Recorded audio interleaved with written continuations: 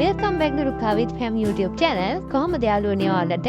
ඔන්න අදත් මම හදපු රසවත් රෙසිපි එකක් මම ඔයාලත් එක්ක ෂෙයා කරගන්න හිතුවා. hot potato paddle fish තමයි මම අද හැදුවේ. ඉතින් වීඩියෝ එක ඉවරනකම් මාත් එක්ක ඉන්න. දැල්ලු ග්‍රෑම් 200ක් මම පිරිසිදු කරලා මෙතන අරගෙන තියෙනවා. මේකට ලුණු කුඩුයි බිත්තර සුදු මදේ මම දැන් එකතු කර ගන්නවා. මේ දෙක හොඳින් මික්ස් කරලා මම පැත්තකින් තියෙනවා. අපි ඒ අතර මේ දැල්ල ටික පෝට් කර ගන්න ඕනි බැටර් එක හදාගෙන ඉමු. අපි කෝන්ෆ්ලවර් තමයි එකට ගන්නෙ. මම මෙතන කෝන්ෆ්ලවර් දැන් 50ක් විතර අරන් දිනවා. ඒකට කහපුඩු, ගම්බිරිස් කුඩු, ලුණු කුඩු එකතු කරලා මේ ටික හොඳින් මම මික්ස් කර ගන්නවා දැන්.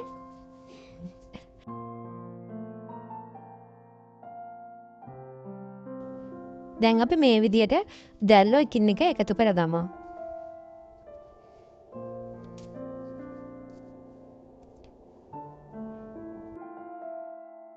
මම මේ විදියට දැල්ලු සේරම කෝට් කරගන්නවා. දැන් මම කැරට් ටික කෝට් කරගෙන ඉවරයි. දැන් අපි මේ ටික බෙදගමු. තෙල් ටික රත් වෙන්න තියලා මම එකින් එක දැල්ලු එකතු කරනවා. ඔයාලත් මෙන්න එකින් එක දාන්න නැත්නම් මේ ටික ඔක්කොම ගුලිය වගේ තමයි බෙදෙන්නේ. ඒ හින්දා වෙන වෙනම දාන්න. වීඩියෝ එක ටිකක් දිග වෙන හින්දා මම මේක පොඩ්ඩක් ස්පීඩ් එක වැඩි කරා. ඔයාලා තැල්ලු ටිකට ලස්සන කලර් එකක් එනකන් තෙලේ හොඳට බැද ගන්න. මෙන්න මේ ගන්නට වගේ කලර් එක එනකන් බැද ගන්න. දැන් මම මේ ටික අයින් කර ගන්නවා. ඊළඟ ටිකත් අර විදියටම කලින් වගේම එක එක තමයි මම තාච්චිට එකතු කරගන්නේ. එහෙම එකතු කරගෙන ඒ දැල්ලු ටික මම ඉක්මනට බැද ගන්නවා. දැන් මම සේරම දැල්ලු ටික බෙදගෙන ඉවරයි. දැන් අපි එහෙනම් මේන් ඩිෂ් එක හදාගන්න පටන් ගමු. මම දැන් භාජනයක් ලිප තියාගෙන එකට බටර් එකතු කරගත්තා.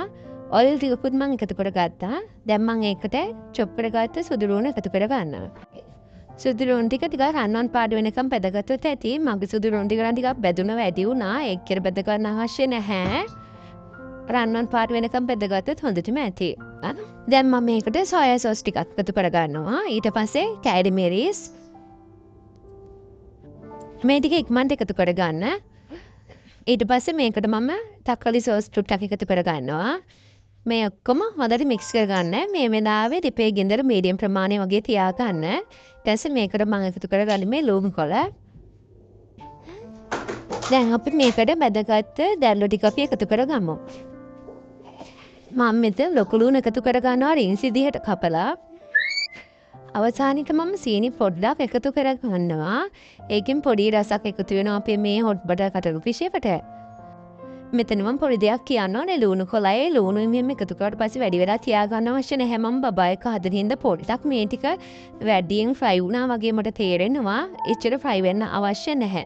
දැන් අපේ hot butter කටළු fish එක ready. ඔයාලත් මේ වීඩියෝ එකට කැමති නම් like එකක් දාන්න. යාළුවන්ටත් බලන්න share කරන්න අමතක කරන්න එපා. ස්තුතියි.